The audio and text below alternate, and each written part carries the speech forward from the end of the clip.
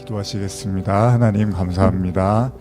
또 수요 계시록 말씀을 통해서 또 주님의 음성을 듣고 또 나를 향한 구원의 계획과 그리고 또 지금 내가 처한 상황들 환경 속에서 하나님의 뜻과 하나님의 말씀을 또 묻고자 합니다. 오늘도 우리에게 임재하여 주시고 특별히 또 지치고 힘든 하루였을 수 있는데 이 시간 예배 드릴 때 예배의 감격과 기쁨, 구원의 그 은혜가 감격이 회복되어지는 또 시간 되게 하시고 말씀이 우리를 억압하고 짓누르기 위해서 주시는 것이 아니라 우리를 진짜 자유케 하시기 위한 하나님의 사랑임을 깊이 깨닫게 하여 주시옵소서.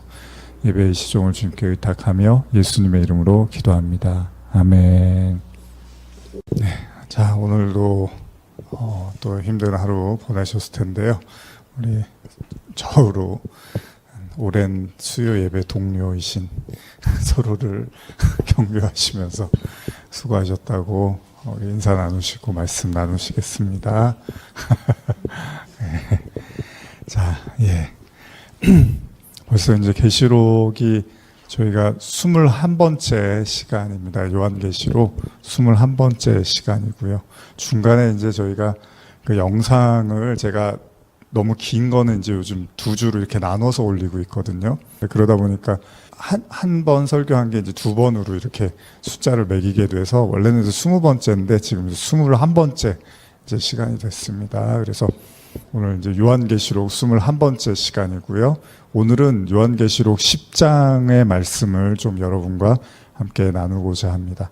그래서 우리 요한계시록 10장 말씀 한번 같이 찾아보고 이제 말씀 나누려고 하는데 일단은 좀 9장의 말씀을 한번 좀 정리를 해가면서 여러분들도 아마 그 지난주에 들은 말씀이어도 잘 기억이 안 나실 수 있습니다. 그리고 더군다나 요한계시록은 좀 더 그런 면이 있습니다.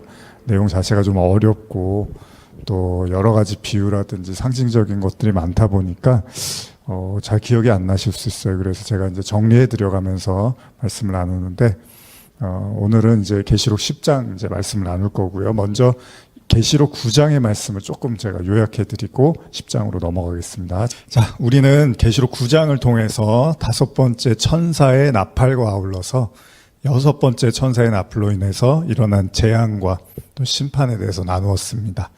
잠시 그 9장의 내용을 한번 정리해 보면 5번째 천사의 나팔 소리 이후에 하늘에서 별 하나가 떨어지고 이 별은 무저갱의 열쇠를 받게 됩니다.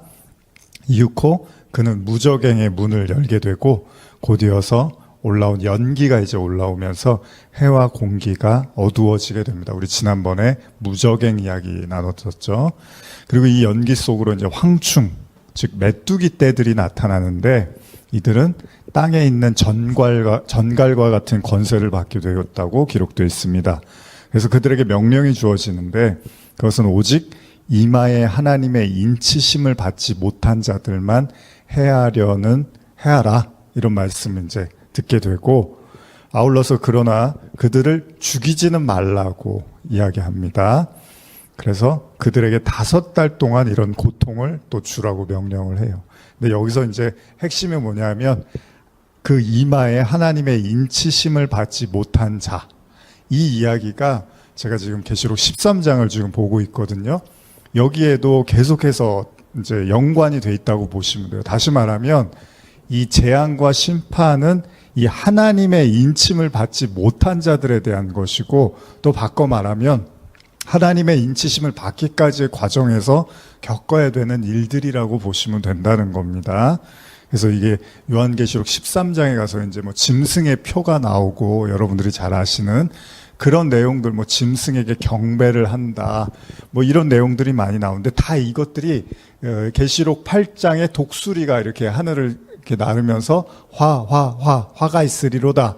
땅에 있는 자들에게 화가 있다. 이런 얘기를 하고 9장에서 하나님의 그 인침을 받지 못한 자들에게 이제 재난이 시작되고 그 이야기가 13장까지도 제가 이제 13장을 연구하고 보고 있는데 그 13장에서도 계속 연장되어지고 있다고 보시면 됩니다. 그래서 어떤 의미에서는 그 하나님의 인침을 받지 못한 것이 다른 의미에서 이미 짐승에게 경배하고 있는 형국으로 나타나는 거고, 그래서 그들에게 재앙과 심판이 임하는데 그럼에도 불구하고 회개를 하지 않는 내용들이 이제 또 우리가 9장에서 나누었죠. 그런 내용들이 계속 기술되어지고 그만큼 인간의 이제 자존심, 자아가 얼마나 강팍한지를 보여주고, 아울러서 하나님은 그럼에도 불구하고 이제 기회를 주시는 겁니다. 그러니까 이게 뭐 절망으로 들릴 필요가 없는 게, 뭐 사울이 얼마나 강팍하고 하나님을 대적하고 예수쟁이들을 핍박했습니까? 그럼 그걸로 버림받아야 되잖아요. 근데 하나님이 인내하시고 기다려서 구원하시는 내용, 이게 사랑이죠. 이번 주에 이제 저희가 주일날 사랑을 주제로 해서 말씀을 나눌 건데 다 뭐 같은 이야기입니다. 어쨌든 간에 중요한 사실은 이 하나님의 인침을 받지 못한 자, 그러니까 여러분들이 이 말씀 들으실 때 제가 그랬잖아요. 인침을 받지 못한 자, 이게 뭐지? 아이, 난 몰라. 그냥 넘어가지. 뭐 다른 사람들도 잘 모르고 이런 얘기 별로 해본 적 없는데, 이럴 문제가 아니라 계시록의 말씀은 미래의 이야기가 아니라, 그러면은 항상 말씀드리지만 그 미래의 어떤 특정 세대를 위해서 쓰여진 책이면 과거에 사는 사람들이 뭐하러 볼 필요가 뭐가 있습니까? 그게 아니라 그냥 복음을 똑같이 여러 가지 형태의 모습으로 보여주는데, 계시록은 어떻게 보면 굉장히 디테일하고 섬세하고 자세하고, 그리고 요한이 이미 거의 AD 90년 이후에 쓰여졌으니까 이제 신앙의 모든 걸 다 겪고 나서 이제 이 구약에 있는 상징적 내용들을 가지고 우리에게 이제 성도의 현실을 다루고 있다고 보시면 되는 거죠. 그러니까 묵시라는 게, 예언이라는 게 미래의 일만 예언이 아니라 뭐 미래의 일이기도 하죠. 여러분들이 앞으로 어떻게 될지 모르잖아요. 근데 여러분들이 시간이 지나서 이제 그 나이가 되면 그 미래가 현재가 되는 거죠. 그러니까 신앙의 경륜을 다룬다는 것도 그런 거예요. 그리스도 안에서 어린이에서 장성한 어른이 되는데, 누구는 이제 어른이 됐을 거 아니에요. 그럼 그 어른이 쓴 글은 그 어린이들한테는 미래의 일인 거예요. 묵시예요. 그러나 이미 그 장성한 분량에 이른 자에게는 이미 그 희미하게 보였던 것들이 선명하게 보였고, 예수 그리스도가 완전히 드러났기 때문에 이미 그들에게는 열린 눈, 뜨여진 눈이 되고 열린 하늘이 되는 거고, 하나님의 임재를 보게 되는 거죠. 그러나 아직 그 과정 속에 있는 자들에게는 그게 그냥 묵식 속의 이야기로만 들려질 수 있다는 거죠. 그러니까 우리가 이제 계시록을 보면서 하나씩 이 감추어지고 흐릿했던 이 예수 그리스도를 선명하게 이제 밝혀나가는 과정이라고 보시면 되는 거예요. 그런 의미로도 계시록을 현재로 이제 우리가 받아들여야 될 필요가 있다는 거죠. 어쨌든 간에 이 하나님의 인침을 받지 못한 사람들이 무척이나 괴로워하고, 너무 괴로운 나머지 성경은 그들이 죽기를 구해도 죽을 수 없다고까지 말하고 있습니다. 그래서 성경은 계속해서 이 황충들, 메뚜기 떼에 대한 묘사를 기록하고 있는데, 제가 지난주에 많이 언급을 못 해드려서 이제 조금 오늘 나누고 10장으로 넘어가려고 합니다. 현대어 성경으로 한번 읽어드릴게요. 9장 7절 이하인데요. 이 메뚜기 떼는 마치 전쟁 준비를 끝낸 말들과 같아 보였습니다. 머리에는 금관을 쓰고 얼굴은 사람의 모양을 하고 있었습니다. 또 머리털은 여자처럼 길게 늘어뜨리고 이는 사자 이빨처럼 날카롭게 드러내고 있었으며, 가슴은 쇠로 만든 방패막이로 싸서 보호하고 있었습니다. 그리고 날개 소리는 마치 싸움터로 달려가는 전차 부대의 요란한 진동 소리 같았고, 정갈처럼 고리와 가시를 가졌는데 고리에는 사람을 쏘아서 5달 동안이나 고통을 줄 수 있는 권한이 있었습니다. 이 메뚜기들의 왕은 아비소스라고 하는 밑 없는 구덩이의 사자로서 그 이름을 히브리 말로는 아바돈이라고 하고 헬라 말로는 아볼루온이라고 하니 곧 파괴자라는 뜻입니다. 자, 이 메뚜기 떼에 대해서 성경은 아바돈, 아볼루온 하면 여러분 떠오르는 이름 같은 거 있죠? 혹시 있으신가요? 저도 이거 딱 보는 순간, 아주 고등학교 때 이 구절 보는 순간에 떠오르는 이름이 있었는데, 나폴레옹 이렇게 비슷하지 않나요? 아볼루온, 뭐 이제 그렇게 해석하는 경우도 있던 걸로 알고 있는데요. 그 뜻이 파괴자라는 의미로 기록이 되어 있습니다. 그래서 전쟁을 위해서, 근데 단순한 전쟁이 아니라 모조리 파괴할 것 같은 이 기세, 이 엄청난 기세, 그래서 파괴자를 왕으로 삼는 이 메뚜기들은요, 누구에게 몰린다고요? 인침을 받지 않은 자들에게 5달이나 고통을 줄 수 있는 권한이 있었다는 거예요. 뭐 이 5달도 여러 가지 의미가 있겠죠. 그래서 제가 이 5의 의미를 한번 주석을 통해서 한번 여러분께 잠깐 읽어드릴게요. 이 5달이 어떤 의미일까? 이 기간에 대한 견해는 3가지다. 제가 뭐 주석을 이렇게 보고서 그냥 이렇게 설명해 드릴 수도 있는데, 어쨌든 간에 주석에 있는 내용을 인용한 거기 때문에 좀 더 정확하게 읽어드리는 게 좀 도움이 될 거라고 생각해서 제가 이렇게 주석을 읽어드리는 거예요. 자, 이 기간에 대한 견해는 세 가지이다. 혹자는 특정한 수로 지칭되는 것이 아니라 단지 어느 정도의 시간을 뜻한다고 주장한다. 이들은 신약 성경에서 나타나는 5이라는 숫자는 대개 5개라는 특정한 수의 개념으로 나타내기보다는 약간 혹은 적은의 개념을 나타내기 위해 사용되었다고 주장한다. 이런 주장이 있고요. 또 혹자는 1년 중에 메뚜기 떼가 생존해 있는 봄에서 늦은 여름까지의 기간을 가리킨다고 주장한다. 메뚜기 떼들이 활동하는 그 기간을 이제 5이라고 주장을 하는 거예요. 혹자는 긴 기간을 의미한다고 주장한다. 뭐가 됐든 간에 어쨌든 이 메뚜기 떼들이 그 5이라는 기간 동안 어마어마하게 고통을 준다는 거예요. 중요한 사실은요, 지금 하나님의 인침을 받지 못한 자들, 제가 지금 계속 반복해서 말씀드리죠. 그러니까 여러분들이 말씀드리면서 인침 받는 게 되게 중요한 거구나 이런 생각을 하셔야 되는 거예요. 이 설교를 그냥 안 들었으면 차라리 낫지 않을까, 이게 아니라는 거예요. 그냥 사람들이 이 부분을 그냥 모르고 넘어갈 수도 있잖아요. 평생 그냥 이런 말씀 안 보고 넘어갈 수도 있잖아요. 근데 계시록에서 그러는 거예요. 그 인침을 받지 못한 자들에게 이 재앙과 심판이 임할 거다. 이 자들은 하나님의 말씀을 은혜의 성령으로 받지 못해서 왜 인치심은 뭘로 인친다고요? 성령으로 인친단 말이죠. 그러니까 성령으로 인을 쳤다는 사실이 엄청나게 중요한 거구나. 여러분들은 이걸 깨달아야 된다는 거예요. 그리고 그 인치심 가운데 들어가지 못한 자, 즉 당시 예수님 때 어땠죠? 유대인들이 그랬잖아요. 성령이 뭔지도 몰랐죠. 당연히 예수님이 아직 십자가 지기 전이었으니까. 특히 바리새인들하고 사두개인들이요, 하나님의 말씀을 문자 그대로 어떻게 했죠? 율법으로만 받아들여서 그냥 읽고 딸딸딸 외우고 그대로 행하려고 했던 거죠.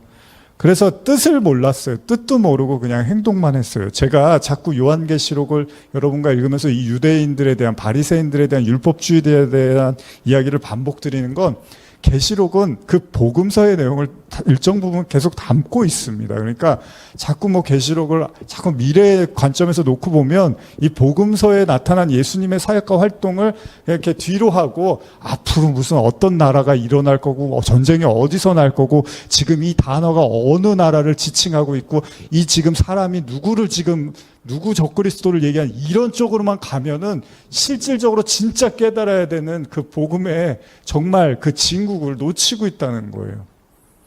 그렇게 보면 안 된다는 거예요. 그런 설교들이 굉장히 많아요. 그리고 거기에 이제 혈안이 돼 있는 사람들도 굉장히 많아요. 근데 이미 예수님 시대에도 다 동일하게 있었어요. 요한 1, 2, 3, 4 쓰면서 적그리스도가 지금도 많이 세상에 이미 나왔다고 얘기를 하잖아요. 근데 자꾸 앞으로 그 미래에 누가 적그리스도인가 이런 생각만 하고 있는 거예요. 그게 누군지를 알면 내가 그게 구원하고 무슨 상관이에요. 내가 예수를 알고 예수의 가르침과 그 복음을 내가 믿고 받아들이는 게 구원하고 연관이 돼 있는 건데, 물론 본인들이 이제 구원이 다 됐다고 생각을 하니까 이제 그런 것만 찾아다니는지 모르겠지만, 지금 성경은 뭐라 그럽니까? 그 하나님의 인치심을 받지 못한 자들에게 임하는 재앙이라는 거죠. 근데 이게 어디하고 또 연관이 돼 있냐면, 슬기로운 처녀, 우리 열처녀의 뷰 이제 가끔 말씀드렸지만 이런 거하고 다 연관이 돼 있단 말이에요. 근데 10명이 똑같이 예수님을 기다린단 말이에요. 신랑을 기다린단 말이에요. 근데 미련한 처녀들은 못 만난다는 거예요. 그러니까 이런 게 중요한 거지, 자꾸 이걸 문자적으로 어떻게 해석해서 어디다 갖다 붙일 생각을 한단 말이죠. 그러니까 여러분도 계시록 보시면서 그 예수님의 사역, 공생애 3년 반 동안의 사역하고 이렇게 연결지어서 보면 상당 부분이 이렇게 맞아 떨어지는 내용들이 많이 있습니다. 그리고 다 당연한 거죠. 다 그 예수님을 중심으로 해서 모든 성경이 다 기록이 된 거니까요. 자, 하나님의 인치심은 성령의 인치심이라고 그랬어요. 그들은 이마에 인침을 받지 못했다는 사실. 그러니까 열처녀의 비유에서 뭐라 그랬죠? 기름을 갖지 못해서 등불을 켜지 못했다고 이야기를 했죠. 그래서 미련한 처녀들이 나중에 신랑이 온다는 소식을 듣고 어떻게 하죠? 기름을 구하러 어떻게 하죠? 사러 가는 거예요. 근데 그걸로 끝인 거예요. 혼인잔치는 이제 끝난 거예요. 그러니까 여러분 시간이, 여러분들 혹시나 그런 생각을 안 하시겠지만, 내가 이 수요일 날 힘들게 일하고 여기 와서 뭐하러 이런 말씀을 듣고, 이거 뭐 즐겁고 재미있는 말씀, 이런 생각을 하실 수도 있잖아요. 마음 한켠에.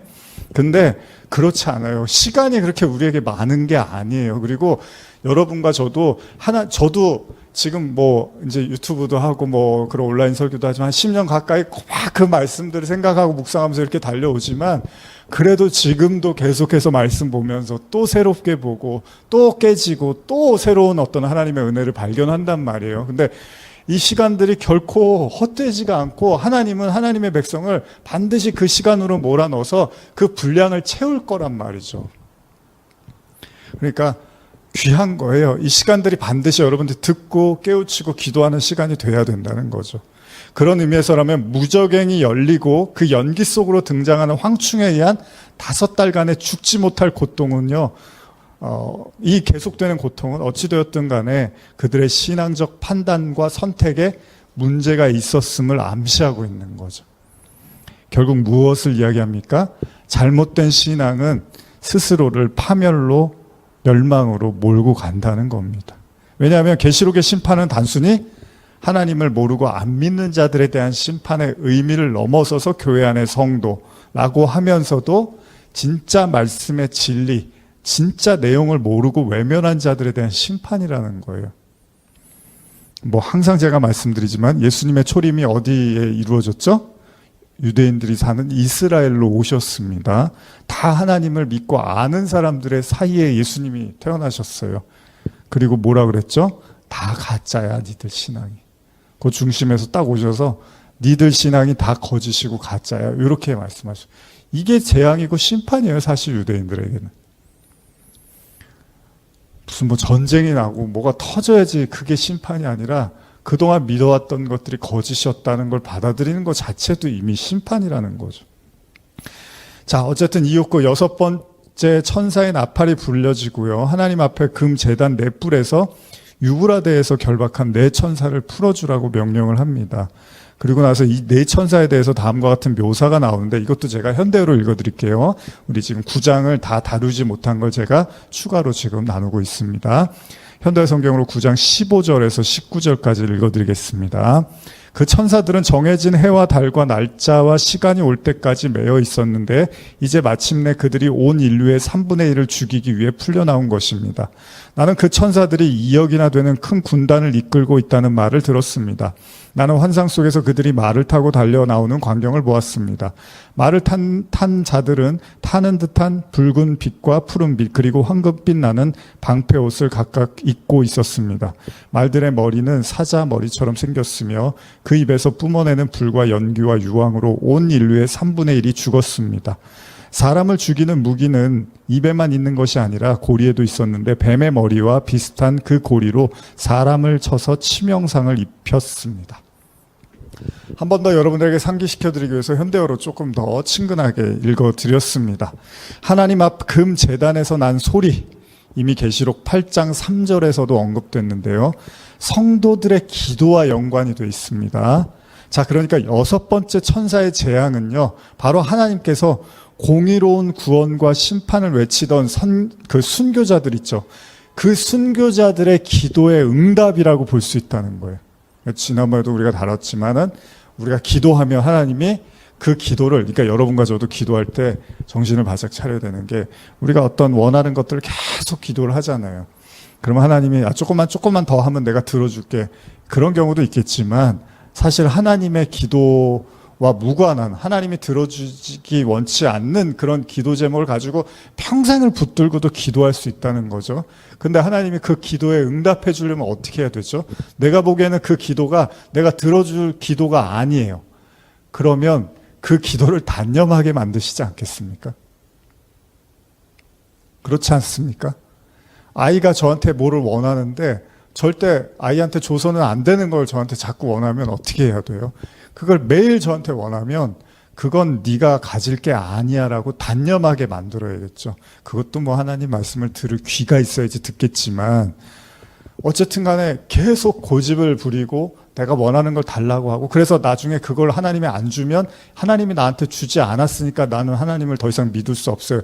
이런 신앙들이 많아요, 여러분. 굉장히 많고, 뭐 저도 거기서부터 완전히 자유롭다고 말할 수는 없습니다. 누구나 인간은 욕망하는 것들이 원하는 게 있다 보니까 계속 집중적으로 그걸 하나님께 집요하게 요구할 수 있어요. 사람 심리가 다 그래요. 그런데 진짜 하나님이 공의와 정의와 사랑과 그리고 은혜의 하나님이라면 그걸 무조건 다 들어주는 게 하나님의 역할이 아니라, 들어주지 말아야 될 것과 들어줄 것을 분명히 하나님이 구분하시고, 들어주지 말아야 될 것에 대해서는 가르치시겠죠. 어떤 형태로든지 간에. 마찬가지로 계시록 8장 3절에 그 언급된 그 성도들의 기도, 그 순교자들이 막 기도하는 그런 내용들하고 연관이 있다는 거예요. 언제까지 저들을 내버려 두실 겁니까? 하나님을 대적하고 하나님을 모함하는 저들을 언제까지 내버려 두실 겁니까? 라고 할 때 하나님이 이제 들으시고 기다리시다가 결국은 응답하시는데, 어떻게 응답하시냐면 심판으로 응답하신다는 겁니다. 이 천사들은요, 이미 읽은 것과 같이 사람의 3분의 1을 죽이기로 작정된 자들이고요. 아울러서 이들이 거느린 마병대의 수는 2만만을 2억으로 이제 아까 현대어에서 번역을 했죠. 어마어마한 숫자잖아요. 그래서 또 이 2만만 가지고 또 어디 나라의 또 군대다 뭐 그러면서 이제 그런 거 하는 거예요, 계속. 그리고 그 말들의 입에서 나오는 불과 연기와 유황으로 인해서 사람의 3분의 1이 죽임을 당하게 됩니다. 자, 그리고 그 결과 우리는 지난 시간에도 나눈 것처럼 이 엄청난 재앙에도 불구하고 어떻죠? 너무 사람들이 이제 괴로워지기 시작하는 거예요. 그 스스로 이제 차라리 죽는 게 낫다, 이렇게 살려면 죽는 게 낫다라고 하는 그 재앙 속에서 살아남은 자들에 대한 성경의 증언을 한번 다시 읽어볼까요? 9장 20절에서 21절 한번 읽어볼까요? 요한계시록 9장 20절 21절입니다. 시작. 이 재앙에 죽지 않고 남은 사람들은 손으로 행한 일을 회개하지 아니하고 오히려 여러 귀신과 또는 보거나 듣거나 다니거나 하지 못하는 금, 은, 동과 목석의 우상에게 절하고 또 그 살인과 복술과 음행과 도둑질을 회개하지 아니하더라. 이게 이제 대단한 말씀인 거예요. 그렇죠. 그래서 제가 지난주에 어떻게 말씀드렸죠? 무저갱이 열려서 그 무저갱, 지옥에서 나오는 그 황충들, 메뚜기 떼들이 아무리 공격을 해도 이미 지옥이 된, 이미 지옥이라는 게 그 세상 왕, 이제 나중에 11장, 12장, 13장 가면 이제 짐승이 등장하거든요. 그 짐승은 이제 세상 왕을 상징하기도 하고 거짓 선지자를 상징하기도 한단 말이에요. 이제 이런 가르침에 이미 이제 쩔어 있는 이 마음이 거짓으로 가득 찬, 그래서 거짓의 아비 마귀잖아요. 이 마귀의 종노릇하는 이 인간들은 결국은 그 지옥불에서 올라온 그 황충들과 그 쏘는 듯한 정갈의 그 강력한 독에도 끄떡을 하지 않는다는 거예요. 결국은 회개하지 않고 오히려 우상에게 절한다라고 이야기하고 있습니다. 사실 이 내용이 어떻게 보면 저는 굉장히 클라이막스라고 봐요. 성경에서 이 인간이 얼마나 지독하고 강팍한지를 가장 여실하게 보여주는 대목이라고 보고 있고, 그래서 요한계시록 심판, 하나님의 재앙과 심판이 왜 임해야 하는지에 대한 설명을 잘 보여주고 있는 게 아닐까 생각을 해봐요. 우리가 비록 9장에 등장하는 무저갱의 연기에서 올라온 메뚜기가 무엇을 상징하는지, 그것이 진짜 메뚜기인지 아니면 또 이걸 뭐 현대식 아파치 헬기로 이제 또 해석하기도 해요. 그렇게 이제 메뚜기가 그렇게 생겼잖아요. 아니면 기타 등등 또 뭐 각종 어떤 무기라든지 최첨단 어떤 그런 무기로 해석하는 경우도 있는데, 또 그 메뚜기들을 왕으로 거론되는 그 메뚜기들의 왕으로 거론되는 무저갱의 사자 아바돈, 아볼론이 또 당시 기독교를 박해하던 왕을 상징하는 건지, 아니면 헬라신 아폴로를 의미하는 건지, 혹은 나폴레옹인지, 아니면 또 다른 어떤 존재인지에 대해서 우리가 그걸 정확하게 지칭할 수는 없지만 주석에는 뭐 여러 가지 견해들이 다 있어요. 그리고 여러분들이 들은 이야기들도 있을 거예요. 중요한 건 뭐죠? 그게 누구냐가 중요한 게 아니라 그 엄청난 재앙과 파멸 속에도 살아남은 사람들이 회개할 줄을 모른다는 거예요. 여러분, 오죽하면 예수님이 탕자의 비유나 이제 그 비유들 있잖아요. 예수님의 탕자의 비유를 비롯한 예수님의 비유들 있잖아요. 근데 거기서 뭐라고 하죠, 예수님이? 한 사람이 회개하면 하늘에서 정말 잔치가 하나님이 기뻐하신다고 하잖아요. 그러니까 여러분들이 알고 있는 회개가 어떤 회개인지는 모르겠지만 진짜 회개한다는 것이 그렇게 쉬운 일이 아니라는 거예요. 교회 나오셨어요? 일어나세요. 하나님, 이제 제가 주님을 믿겠습니다. 저를 용서하여 주시옵소서. 이제 저는 구원받았습니다. 아멘. 자리에 앉으십시오. 여러분들 이제 구원받았습니다. 이런 걸 회개라고 하지 않아요, 성경에서. 그러면은 좋죠. 그러면은 이런 설교를 뭐하러 합니까? 그냥 한 명이라도 더 교회 나와서 저 주님을 믿기로 했습니다. 회개합니다. 아멘. 축복합니다. 이제 앉으세요. 여러분들 다 구원받으셨어요. 그러면 복음 금방 확장되죠. 요한계시록 이런 책을 뭐하러 씁니까? 회개치 아니하더라. 그래도 회개 안 하더라. 이런 책을 뭐하러 씁니까? 그렇게 간단하지 않습니다. 계속 말씀드리지만 예수님이 유대인들 중앙에 오셨는데 아무도 예수님을 받아들이지 않았어요. 하나님의 아들로. 근데 무슨 회개가 그렇게 쉬워요? 유브라데 강에서 풀려난 내 천사와 그와 함께하는 2만만의 소위 2억이나 되는 마병대 앞에서도요. 그리고 그 말의 입에서 나오는 불과 연기와 유황에도 그들은 회개할 줄을 모릅니다. 계시록의 가르침이 뭡니까? 계시록의 핵심 가르침이 뭐죠? 회개죠. 회개입니다. 그러니까 계시록은 회개하라는 얘기예요. 예수님이 처음 오셔서 제일 먼저 하신 말씀 뭐예요? 회개하라, 천국이 가까웠다. 세례 요한도 회개하라, 천국이 가까웠다. 이거예요, 이거. 하나님의 궁극적인 목적도요, 회개입니다, 회개. 그래서 아까 제가 말씀드렸지만 누가복음 15장 7절에 보시면 내가 너희에게 이르노니 이와 같이 죄인한 사람이 회개하면 하늘에서는 회개할 것 없는 의인 99으로 말미암아 기뻐하는 것보다 더하리라. 99마리의 양, 그쵸, 양의 비유였죠. 그렇다면 분명한 사실은 우리가 기억해야 되죠. 최소한 우리는 계시록 보면서 지난주에도 나눴지만 하나님은 마지막까지 회개할 기회를 주신다는 거예요. 만약 그것이 목적이 아니면 하나님이 3분의 1만 해하실 필요가 없습니다. 그냥 모조리 다 쓸어버리면 되잖아요. 노아의 방주 때는 그냥 다 쓸어버리셨잖아요. 근데 뭐 또 3분의 1을 하고 남겨두고 이런 걸 뭐하러 하세요? 계속 회개의 기회를 주신다는 거예요. 어떤 의미에서는 목숨은 건드리지 말라고 욥한테 이제 그런 얘기를 하신 거잖아요. 욥이 정말 너무 괴로우니까 죽고 싶을 만큼 괴롭잖아요. 근데 하나님이 목숨은 못 건드리게 하죠. 욥한테 달려있는 것도 아니에요. 사단도 어떻게 할 수가 없는 거예요. 하나님이 목숨줄은 잡고 있는 거예요. 뭐 할 때까지? 회개할 때까지. 이거 되게 중요한 얘기예요, 여러분. 여기서 3분의 1을 두 가지 의미로 생각할 필요가 있습니다. 성경은 분명 재앙 속에서 멸망을 당하는 동시에 남게 되는 사람으로 생각할 수 있는데 동시에 이걸 영적으로 이해하면요. 우리 안에, 그러니까 여러분과 우리가 이제 내면의 관점에서 보잖아요. 이 내면에서 깨져야 될, 무너져야 될 어떤 인간적, 사단적 영역을 의미하기도 한다는 거예요. 그러니까 하나님의 재앙과 심판이요 성도들에게 임할 때 성도는 그 심판을 통해서 자기의 강팍함을 깨달아야 돼요.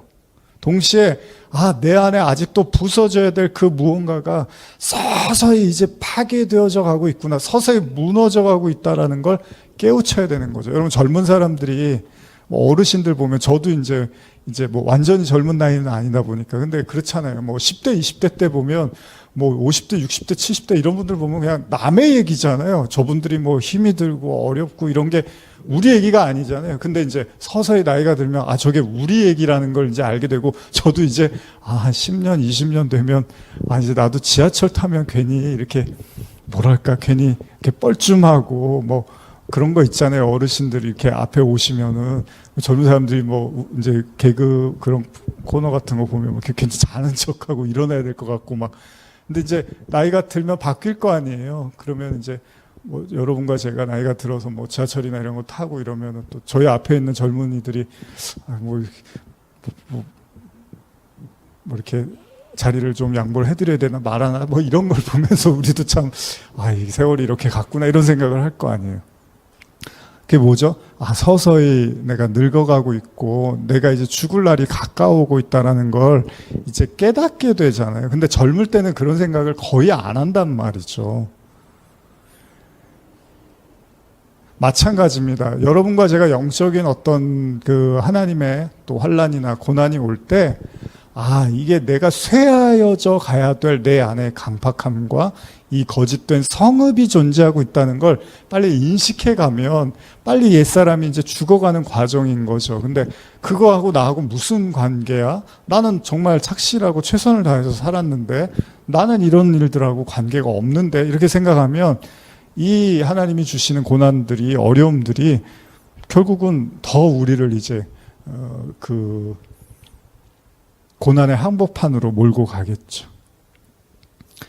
결국 우리는 말씀을 붙잡아야 됩니다. 어떤 상황에 여러분들이 좀 당혹스럽고 뭔가 해석되지 않는 그런 상황에서 결국 말씀을 찾아가야 되는 거예요. 도대체 여기서 내가 지금 뭐를 알고 깨닫고 고백해야 되는지가 사실 굉장히 중요한 거죠. 자, 이제 그 모진 6번째 나팔까지의 재앙에도 죽지 않고 남은 자들이 여전히 돌이킬 줄을 모릅니다. 자, 그리고 이제 10장이 열리게 됩니다. 한번 10장 읽어볼까요? 10장 1절에서 2절입니다. 시작. 내가 또 보니 힘센 다른 천사가 구름을 입고 하늘에서 내려오는데 그 머리 위에 무지개가 있고 그 얼굴은 해 같고 그 발은 불기둥 같으며 그 손에는 펴놓인 작은 두루마리를 들고 그 오른발은 바다를 밟고 왼발은 땅을 밟고. 자, 10장은 6번째 나팔과 7번째 나팔 사이의 내용을 다루고 있습니다. 여기서 요한이 목격한 힘센 천사, 다른 한 천사가 하늘에서 내려오는데 그 머리에는 무지개와 얼굴, 그리고 얼굴은 해 같고요. 그 발은 불기둥 같다고 기록이 되어 있습니다. 물론 우리는 이 힘센 천사를 어떤 천사 중 하나로 이해하고자 할 겁니다. 근데 동시에 이 천사는 마치 또 예수 그리스도의 모습과 굉장히 흡사하다는 사실도 부인할 수는 없습니다.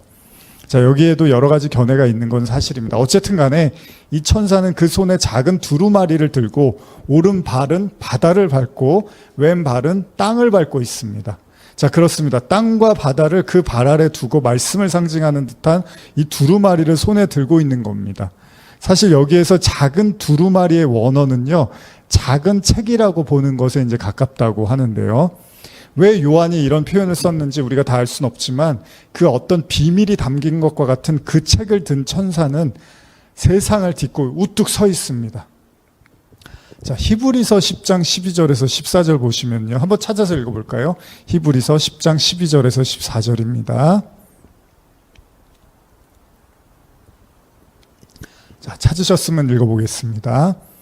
오직 그리스도는 죄를 위하여 한 영원한 제사를 드리시고 하나님 우편에 앉으사 그 후에 자기 원수들을 자기 발등상이 되게 하실 때까지 기다리시나니 그가 거룩하게 된 자들을 한 번의 제사로 영원히 온전하게 하셨느니라. 히브리서는요, 예수님께서 십자가와 부활을 통해서 이 땅의 진정한 주가 되었음을 고백하고 있습니다.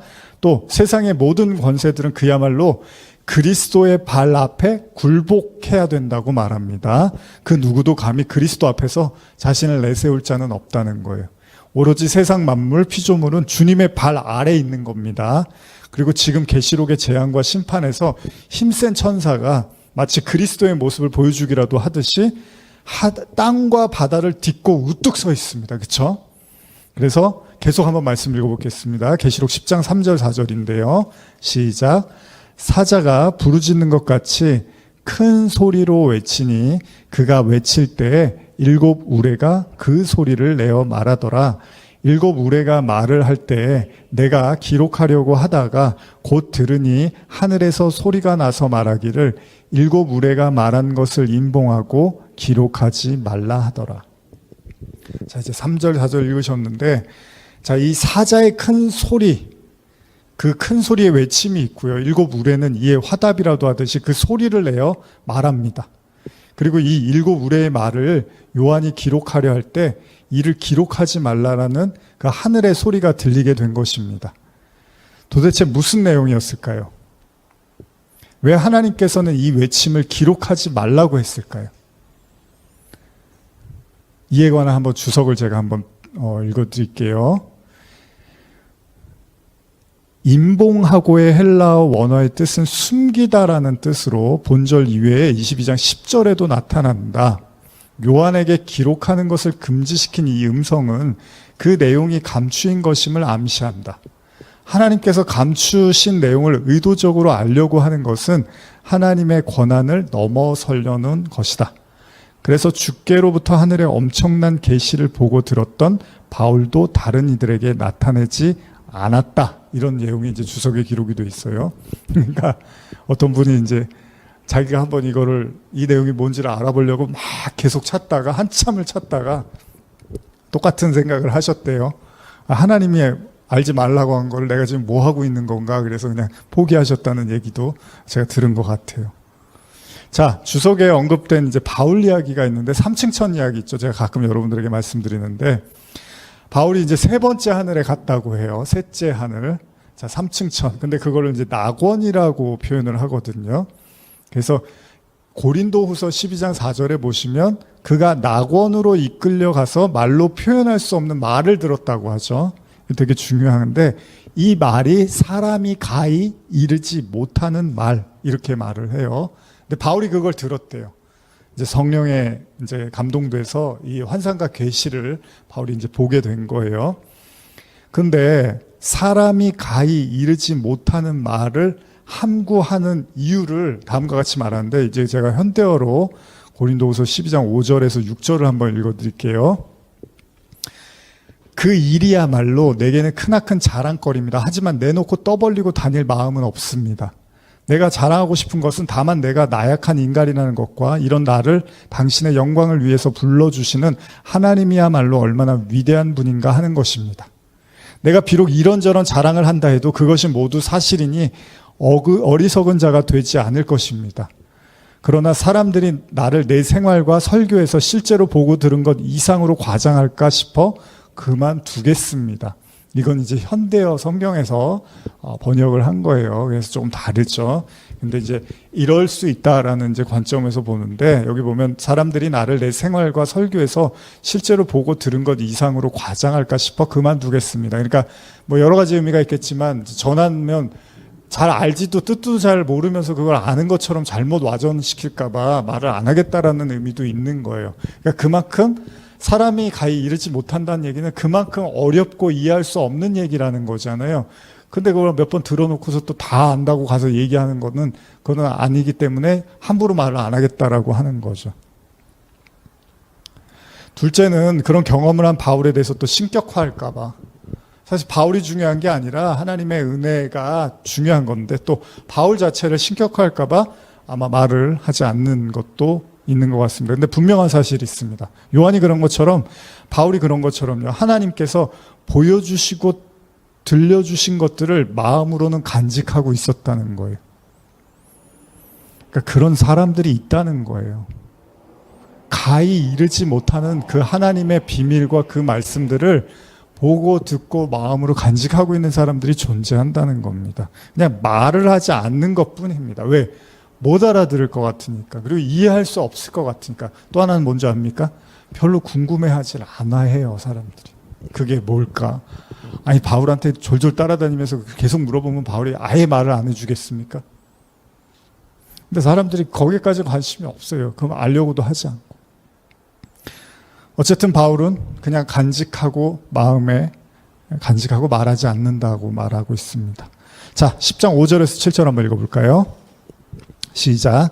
내가 본 바 바다와 땅을 밟고 서 있는 천사가 하늘을 향하여 오른손을 들고 세세토록 살아계신 이 곧 하늘과 그 가운데 있는 물건이며 땅과 그 가운데 있는 물건이며 바다와 그 가운데 있는 물건을 창조하신 이를 가리켜 맹세하여 이르되 지체하지 아니하리니 일곱 천사가 소리내는 날 그의 나팔을 불려고 할 때에 하나님이 그의 종 선지자들에게 전하신 복음과 같이 하나님의 그 비밀이 이루어지리라 하더라.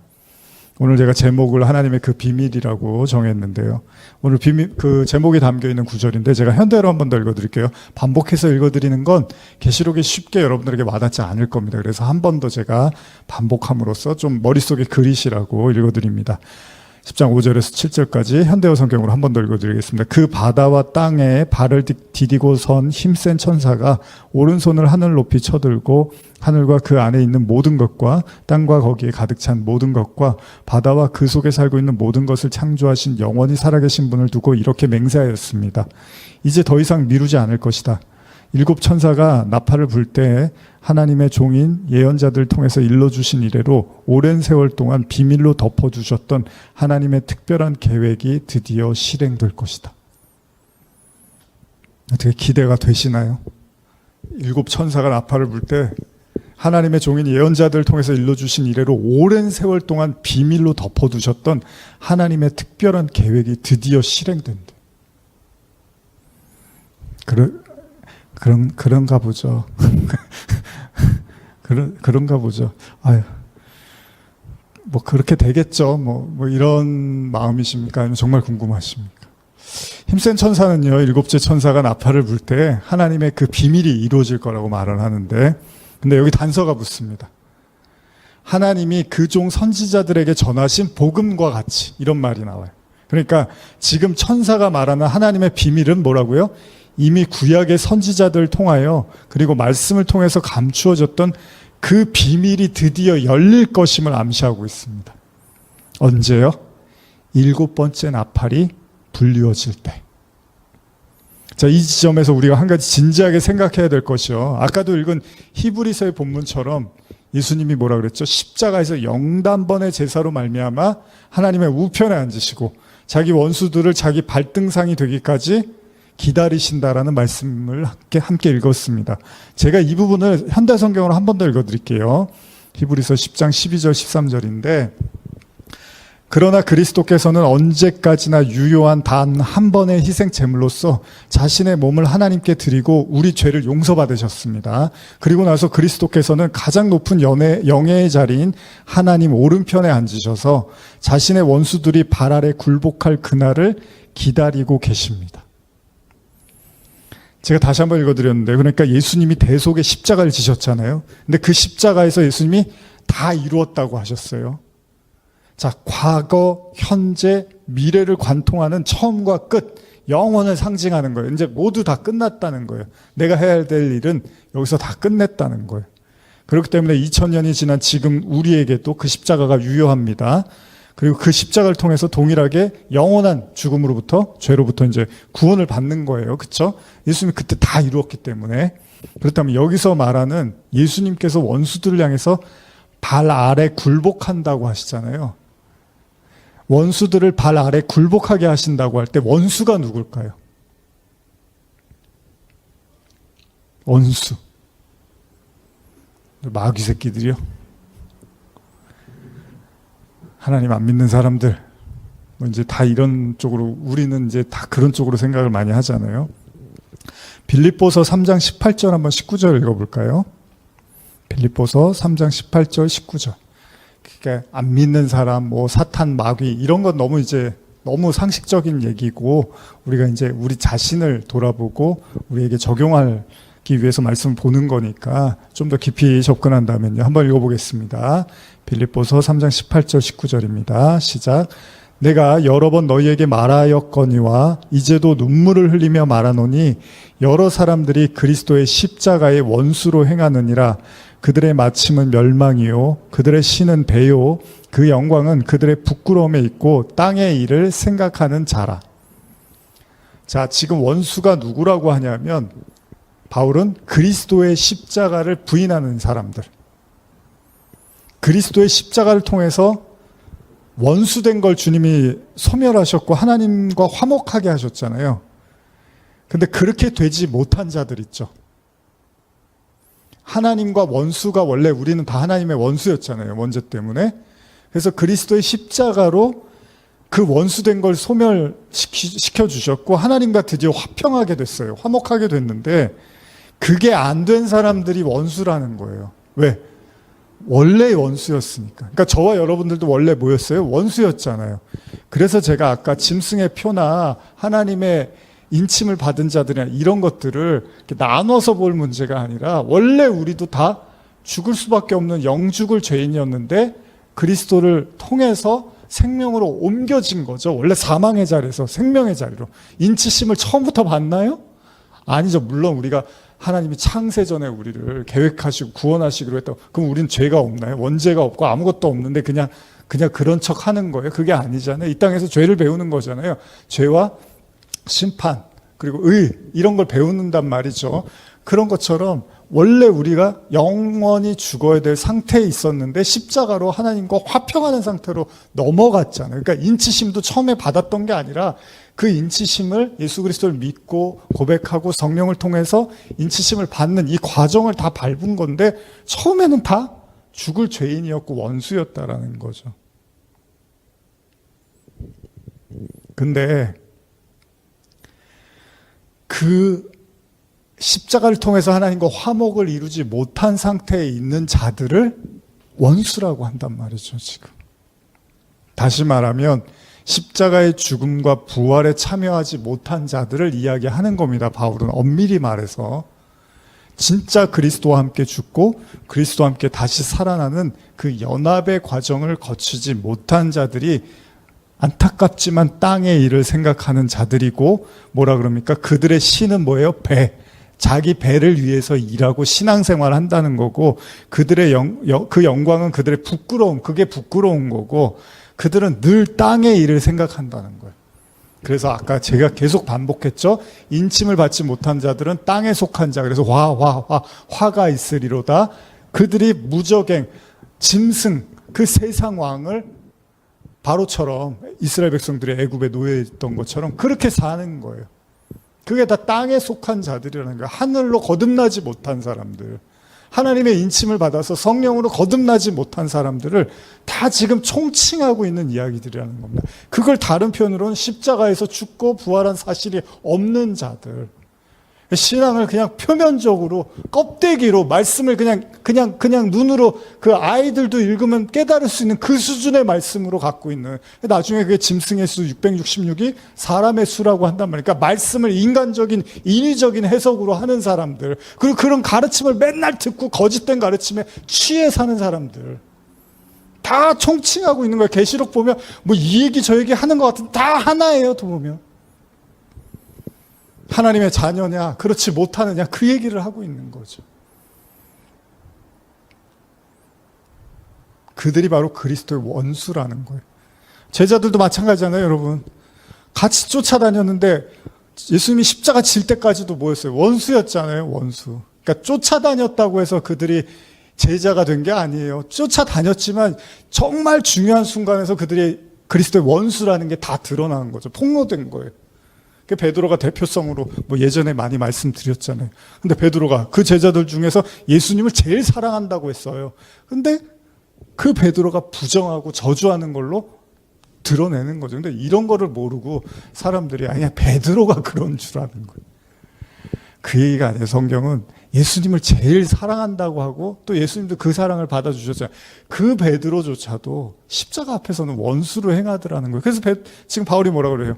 아직도 그리스도의 십자가의 원수로 행한다라고 눈물을 흘리면서 바울이 말한다는 게, 그 십자가에서 정말 죽고 살아나는 이 과정이 결코 간단하고 쉬운 얘기가 아니니까 이 얘기를 하는 거죠.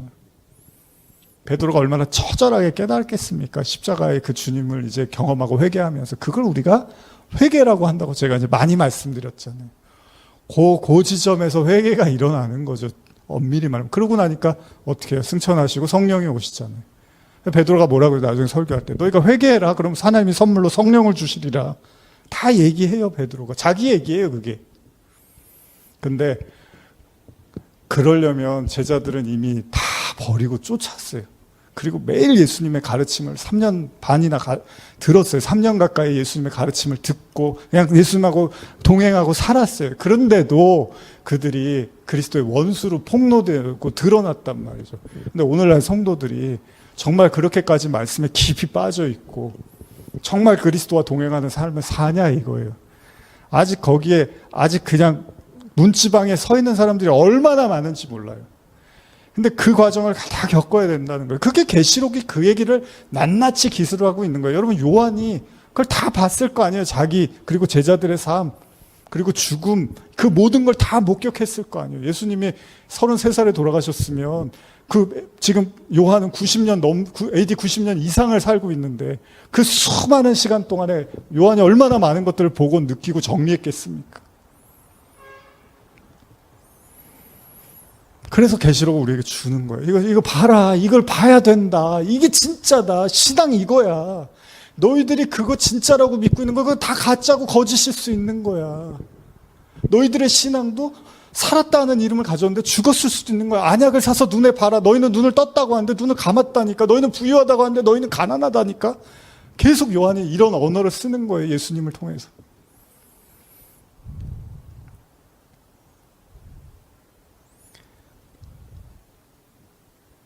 그 그리스도의 원수라는 것들을 이해하지 못한 채 결국 그 땅에 속한 사람들에게 임하는 이 화.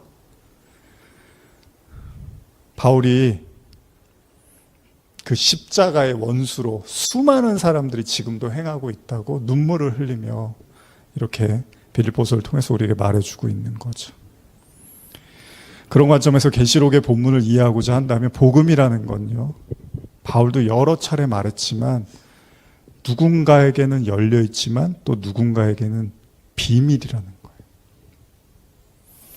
누가복음 8장 10절 한번 찾아보실까요?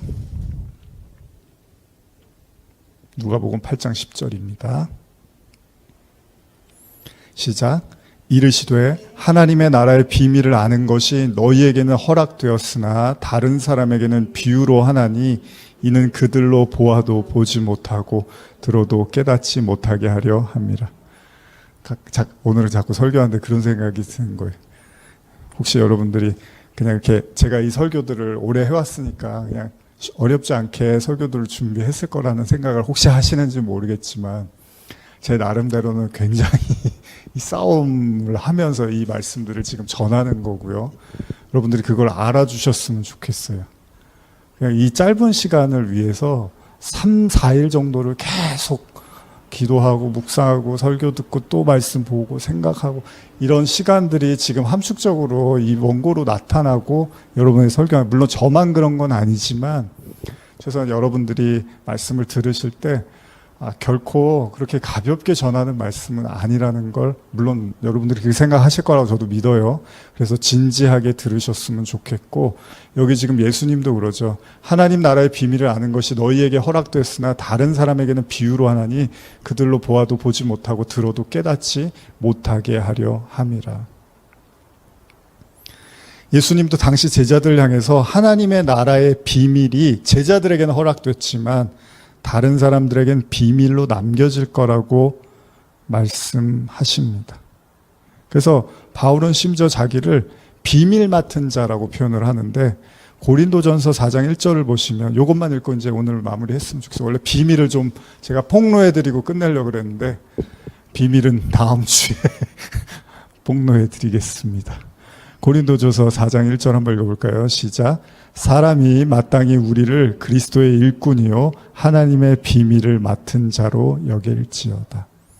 그렇죠? 바울이 자기를 비밀의 그리스도의 일꾼이면서 동시에 하나님의 비밀을 맡은 자다라고 이야기를 합니다. 비밀은 뭐죠? 시크릿. 바울은 비밀이라고 말을 합니다. 그리고 성경도 비밀이라고 말하고 예수님도 비밀이라고 말하고 지금 계시록에서도 비밀이라고 말을 하죠. 비밀은 뭐예요?